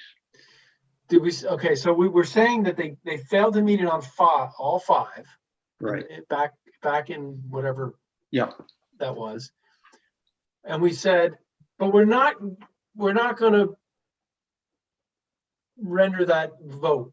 We're not going to take that vote. What we're going to do instead is say, we're going to remand it back to you, and with the notion that we don't love what we see here on all 5 of these, you have a path to bring it back. One, strongly defend your position or make adjustments or some combination of both. Is Right. that what we said?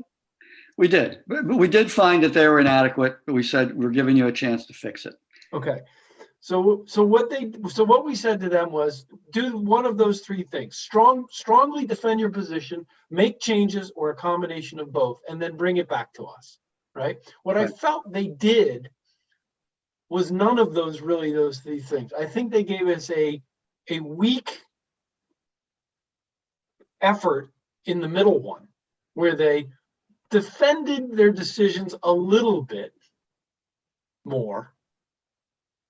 And then they made some gestures or leanings towards improvements. But they didn't do either very well. Right? I don't think any of the departments came forward with, here's my math, here's my justification, slap it down on the desk and say, prove me wrong. They really didn't. Okay, traffic study being the one where they said, look, the traffic report stands and here's why. Okay, we don't love the consequences of the traffic, but they arguably at least came back with a justification as why they let the traffic report stand. With all that said and done, I have not made, I don't know where I am on the position. I do want to take a step back further and say, I want to, as the Board of Appeals, I do not think it is our job, and I use the word I don't think, because I've been here so long, I'm starting to lose perspective, to be an activist board, to drive city policy, right?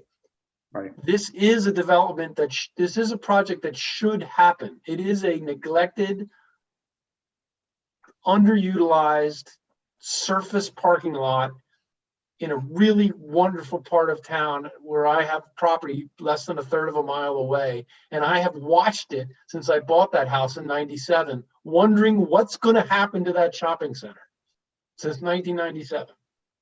Here we are 23 years later, and the answer is still not clear to anybody, right?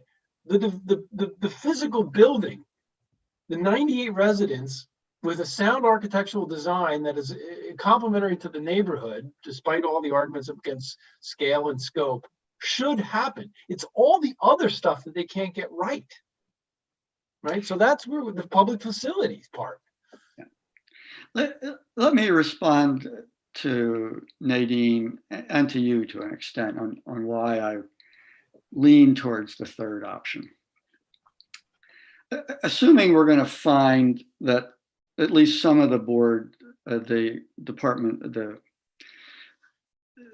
P&Z's work here fell short. I don't see that. I wouldn't intend that as criticism of the work done by the director and the staff. My experience with them, and I think you've all shared it, is that they are talented, experienced people and well-intentioned. But it seems to me that they've been conditioned over the years to hold developers to the least intrusive conditions available under the law. And decisions made from that perspective often shortchange the community. So while I'm very reluctant for the board to stick its nose in to their expert decision-making, I think that with a combination of the change in the standard of review to on the record, and with a decision like this one, where we're coming back for a second time, I would hope that those things would empower the director and the staff to exercise the substantial discretionary authority that they have under the law to require the developers, where appropriate, to do more than the minimum required, where you need to do that to assure that the development isn't going to leave the community worse off. I don't want to be doing these cases serially for the next couple of years. I want the department to get to the point where we think their results are terrific, and the appeals that come before us will have to say they got it right. That's the right result for me, and I think remanding it back to them and giving them yet another chance is my preferred way to do that. So we haven't heard from Rob or Michael or Andrew. Well, Mr. Chairman, I think I'm kind of at a 2.5. I think it needs to be sent back. I don't necessarily agree with the vacate, but I find sending things without any guidance or in the absence of, then it's kind of, we used to call this game called Stump the Chump. And you just keep throwing things, keep throwing things at the wall and see what sticks. So I concur with 3, but I'm kind of more at 2.5. And I don't know what leverage we have in providing without every little detail that would, I guess, be assumed in option number 2. But to provide, there has to be another vehicle that, other than go back and look at all the evidence, look at the records. And I know you guys got a lot of other things on your plate, but spent a whole lot of time on this one. I guess I tried to default and think about they're looking at a lot of other things other than this, and that if we want to due diligence, we've got to, if we send it back, provide some type of guidance. But I don't know what type of leverage we have in providing something without going as far as, intricate details. Andrew? I am not inclined to vacate. I am more in line with your thoughts, Mr. Chair, in terms of how to go about this. There's been so much time, effort by all involved, developers, the board, the city, everybody. And I agree with Mr. Zazali in that this is a project that should happen. It's a, it will bring benefit to the community. And I think that they're pretty close to the end here. And I think that they're certainly within striking distance of being able to get it done. If we had a binary decision now, I think police, I would not hold up the project because the language is weak on police or recreation or even traffic for that matter. But if we're going to send it back with instructions on the stormwater management, which seems to be the sticking point universally for everybody, then I don't see why we can't request that there be a shoring up of some of the language in, say, police to fix that to the satisfaction of everyone on the board. Christian, were you raising a hand?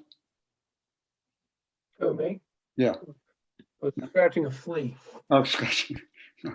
We haven't heard from Michael. I was just waiting my turn, Mr. Chairman. I don't want to jump in. Initially my thought would be to vacate because as we went through each one of these individual items, it occurred to me that it didn't seem to be a possibility that it would be approved for all of us coming from different directions. And my recollection was if inadequacy of one is found, then it's in one of those areas, the entire certificate fails. Am I correct in that? That's right. Yeah, which I guess, took me to the point where, vacating this might at least expedite the process for the applicant to have, if they choose to go to have their day in court. Yeah, that's a fair point, Michael. I appreciate that. I mean, this process has been going on an awfully long time. The traffic study itself is a bit old. it hasn't been remodeled to, admittedly, the smaller number of units that were agreed to and part of the site design plan. But it's old, and no doubt some of the other calculations are as well. So my concern is if we send it back and remand, that it's going to just add to, I mean, we sent it back and remand at the end of last January, and here we are in December. Will we be here, next November, December, having yet another discussion? I have some concerns about that. Well, you're persuasive. I mean, if we vacate, the applicant has to wait 6 months, but they can go back and get another certificate, or they can take this up on appeal, or I guess they can do both, and sort out, let the court ultimately sort it out. Instead of Mr. us. Chairman, what aversion do you have to imposing our will on the application? Which one troubles you? 98,000 to the police? You must put in a bike lane. You must figure out a left turn lane. And then they can either figure it out or not. They can choose to accept it, or they can still go to court. We can do that, but I'm afraid that because of my lack of expertise, and maybe some of the others on the board would fess up to a similar lack, that we would miss something. Like I'm not sure about some of the other non-traffic stuff. So here, let's play devil's advocate here, since we've opened up that can of worms. If we vacate, they go to Maryland Court of Appeals next, I assume, and they're found. What's that? The Circuit Court. Circuit Court of Appeals. They could find relief there as submitted. Yep. Right. Yep. Or we could try, quote unquote, and make a bet that we could try to get some of the stuff that's important to us, that where we felt they came up short. Well, I think we would be doing that in the vacate with instructions, rather than issuing a mitigation order. That if we say this has to be in a mitigation order, take it back to the applicant, and if they agree, good. If they don't agree, then off to the appeals they go. Yeah, but that doesn't leave any room for them to work out the problems with the applicant that we might not be aware of, that might not come up until they talk about the mechanics of funding the 95,000 or the mechanics of funding the stormwater. If they reach an impasse, they must solve for these problems, or they don't get our approval. It's conditional. Music gets turned off at 10 o'clock, or you lose your license.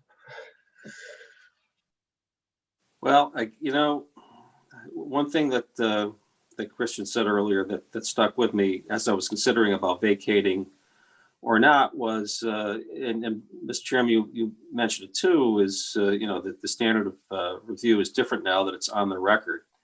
And as I reflect on what was submitted to us for a mitigation plan, and as I read each one of those departments in the 5 categories and what they submitted, they didn't give us a lot of factual information. They didn't really give us build a record as to why the traffic study was sufficient, outside of the fact that it was conducted initially with 128 units in mind, and now it's only 88 units.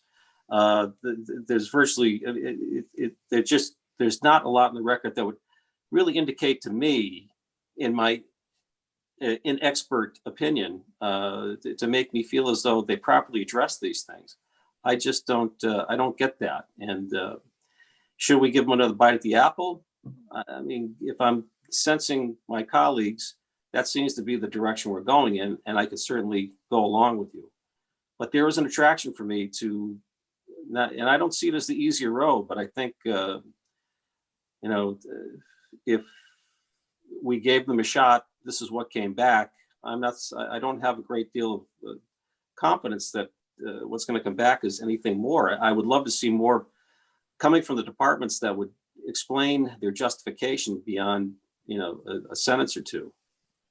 So let me try this. If there was a motion to vacate, how many votes would we have? We'd have Nadine, we have Michael. Well, it depends on which motion it is. If you motion to remand, I'd go with that too. Okay. I mean, And to vacate for Michael and Nadine, and I see the merits of that, and I have problems with all 5 criteria. Would the vote in favor of vacating be to find that they failed to make the proper record or made errors of law on all 5? I think Nadine's with me there. I side with Andrew. I'm not crazy about the police language. I think it's loose. It should be tightened up, but I wouldn't vacate based on that. I'm not crazy about the payment in lieu of, but I think that's the way the ordinance reads. But as it comes to traffic, non-traffic, and stormwater, I find those areas that. If I've only got 2 votes to vacate on everything, Nadine and myself, then I'm not going to get any relief on the police. And if we decide to do either option 2 or 3, we'll get something on the police. We'll get a better lock-in on some amount of money. Mr. Chairman, I think the discussion has been useful for me to understand if we were going to give them a second, third bite of the apple, what we would be outlining or defining to the city and to the applicant. And it seems like it would be that there's a lot of room to put in criteria that would be helpful. So because of that, I would probably be more flexible. So here's an idea. So it sounds like we'll put the simplest option aside, vacating. Suppose we take a crack at number 2. And What was number 2? Number 2 is telling them, here are the things that have to go in to a mitigation agreement that we would approve. As opposed to number 3, giving them a broader, more conceptual warrant to go back and address those things and maybe some other things. I think we owe them a very specific response. Well, my suggestion was going to be, why don't we try number 2 and see how it works? And if we're having trouble, it may descend into a number 3. But we could put that process in a motion. There will be the same motion whether to go either 2 or 3. That our decision would be that they have failed in some respects on all 5, and that the case will be remanded with instructions. So it's just a matter of how the instructions are the instructions to do 1 through 10, or the instructions to do 1 through 10 and look at these other things. I could go with option 2. Does that make sense to people? 2A or 2B?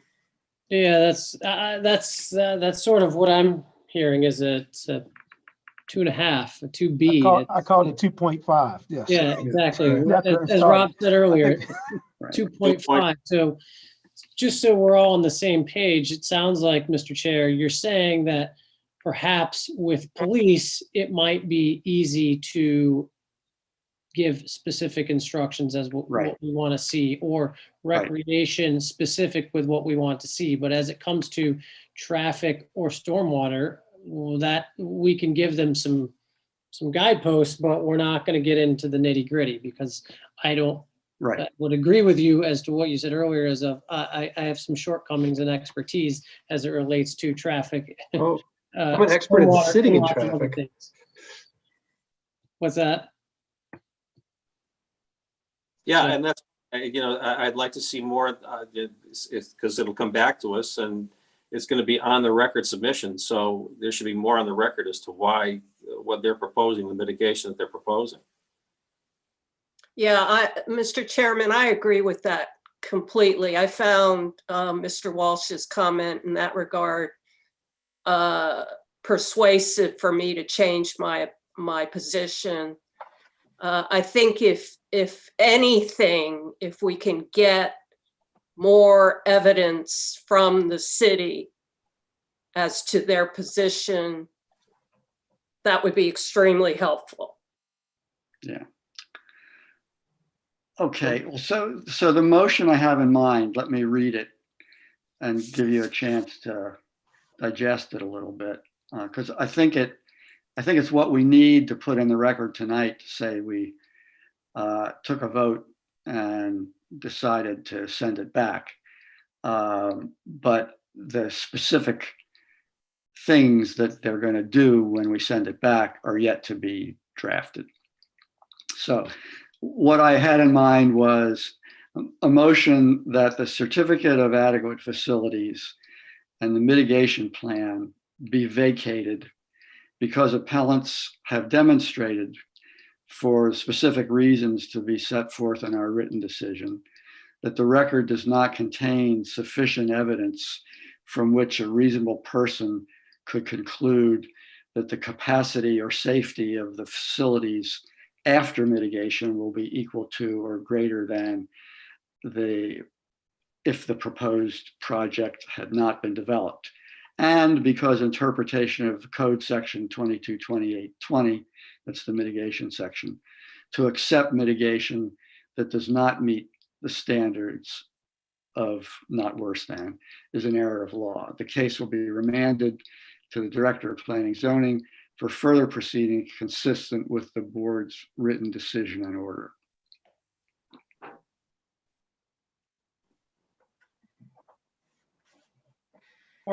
So the first sentence you read said we're vacating it. Do we need to vacate it, or are we just remanding it?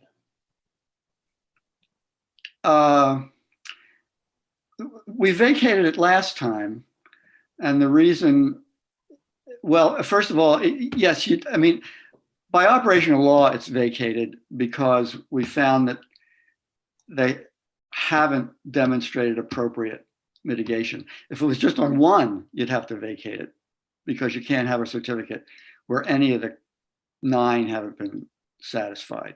So in my view, the vacation of the certificate is not a big deal. That's happening no matter what we do. Yeah, it is the act of what we're doing. Yeah, exactly. That's how we get it back to them.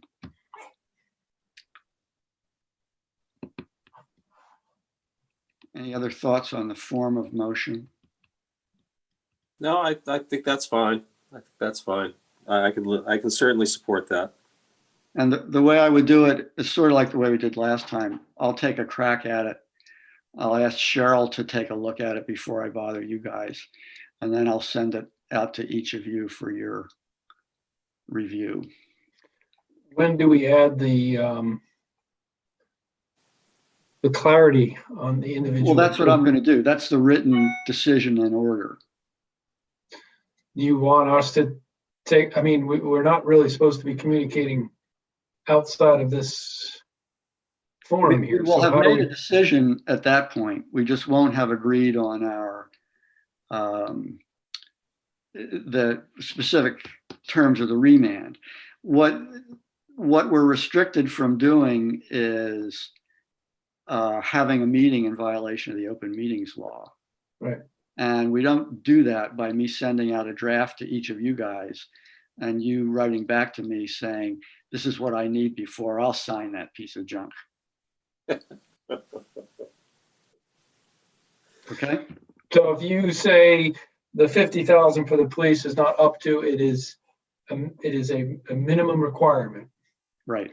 And we respond, I think it should be 75, I think it should be 98. That does not break the open meeting policy. No, Okay, because it's one-on-one between each of you and me. And it's my job to get us to somewhere where we'll all sign it. okay. Are we good? So do we have a motion to adopt the motion that I just read? So moved? So I'll take that, Second. a motion from Michael and a second from Christian. All Or in favor? Aye. Aye. Aye. Any opposed? Thank you, thank you, thank you. Unbelievable. We did it in a little over 2 hours. So I'll get busy. I'll get something out as soon as I can. I don't think we have any other business to come before us tonight. We're going to be meeting again tomorrow night. 22 hours. I hope it'll be a couple of variances and a special exception. So who claims the privilege of making a motion to adjourn? Mr. Chairman, I move to adjourn.